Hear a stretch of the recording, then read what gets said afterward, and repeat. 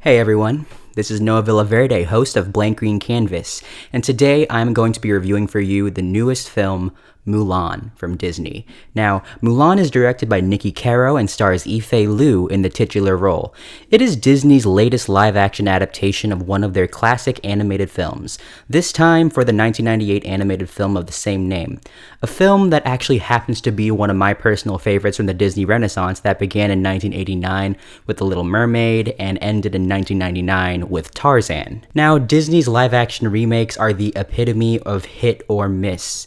Now, I personally really enjoyed Jon Favreau's The Jungle Book. I also enjoyed Kenneth Branagh's Cinderella and David Lowery's underrated film Pete's Dragon, which is an adaptation or a remake of another one of Disney's classic films from back in the day. I even enjoyed Guy Ritchie's Aladdin more than I expected, given how poor the trailers were and how Will Smith looked pretty terrible in the trailers as the genie, even though he ended up being a highlight of that film. However, the other films that I've seen, such as Alice in Wonderland, Beauty and the Beast, and The Lion King, I found to be pretty lackluster. Oftentimes, these films rely too heavily on our nostalgia for the original animated films without adding anything new or interesting to the table, except for longer run times and nice visual modern special effects. Even with that in mind, I was still looking forward to Mulan. For one, this looked to be taking a different approach than what a lot of the other Disney live action films have been doing. In fact, this one is not a musical, so a lot of the great songs, such as A Girl Worth Fighting For, Reflection, and of course, I'll Make a Man Out of You, those songs aren't in the movie in a musical term. I mean, there are definitely references and callbacks to those songs through instrumentation and even dialogue. If there is one thing I can give Mulan, is that it is pretty impressive on a visual standpoint. Obviously, this movie is being released on Disney Plus due to the pandemic for premiere access for a sum of $29.99, so that's the only way we could see it at this point, but obviously this was supposed to be for theatrical distribution, and because of that, the cinematography, the sweeping scenery of China, and the colors that we see through the set design and some of the costumes definitely pop. And if this was shown on the big screen, obviously this would have looked nice on the big screen. The fight choreography, although well choreographed, is done pretty well. It's still shot well too. It's not shaky cam. Unfortunately though, the movie has a very frenetic editing style that seems to cut a little too fast, even though the scenes themselves were actually pretty well shot. Unfortunately, that's all that Mulan brings to the table in this case. On a story standpoint, unfortunately, this adaptation does not hold a candle to the original animated film. In particular, the character development of Mulan herself is lackluster.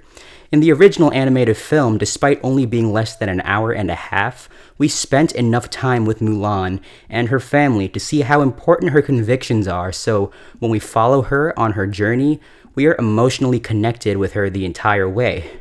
In the remake, we don't spend nearly enough time to establish an emotional connection with Mulan. Unfortunately, Yifei Liu didn't impress me as Mulan either. It's not that she's terrible, but she comes off as pretty wooden in the emotional scenes of the film, which are supposed to be the most important part of her character and the story for us to connect with her more. I mean, she's fine in the fight scenes. She definitely knows how to twirl the sword around pretty well, and she's somewhat impressive in some of those fight scenes. But really, at the end of the day, you want to make sure that Mulan herself is someone you connect emotionally with. And unfortunately, I didn't think Yifei Liu did enough to make us feel connected with her as Mulan. And part of that is also because the lackluster script doesn't really give her much to do with it. The film also tries to adapt some of the filmmaking hallmarks of Disney's two massive properties, which are obviously Marvel and Star Wars. It's apparent that they want this film to echo some of the tropes that those two franchises have, right down to giving Mulan a special power that already gives her an advantage over her peers. Now, I appreciate the desire to add something new to the story, especially given the fact that Disney's live-action remakes have often been a little too unoriginal and followed way too heavily on the nostalgia that we have for those properties. So I appreciate that they tried to do that, but at the same time, by giving Mulan a bit more of an edge with power right from the beginning, from birth, makes her feel a lot less special in a way, which is weird and ironic given the fact that people who have such power in movies tend to be significant and special. But in this case, especially when you compare her to how she's portrayed in the animated film, she's a lot less relatable and a lot less interesting to root for on her emotional journey. Overall, Mulan is impressive visually, but that's about it.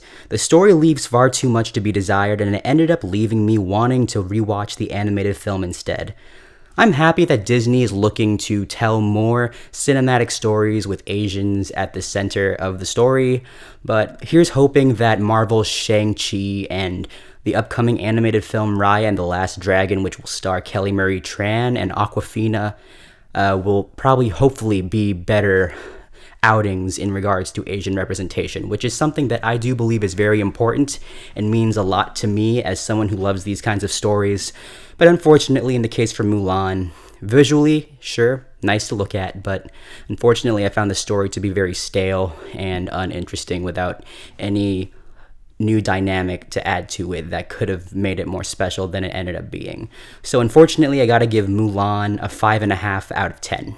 All right, that's it. Dishonor. Dishonor on your whole family. I am Noah of Blank Green Canvas, and if you excuse me, I'm going to be listening to Christina Aguilera's new cover of Reflection another 30 times. Don't judge me.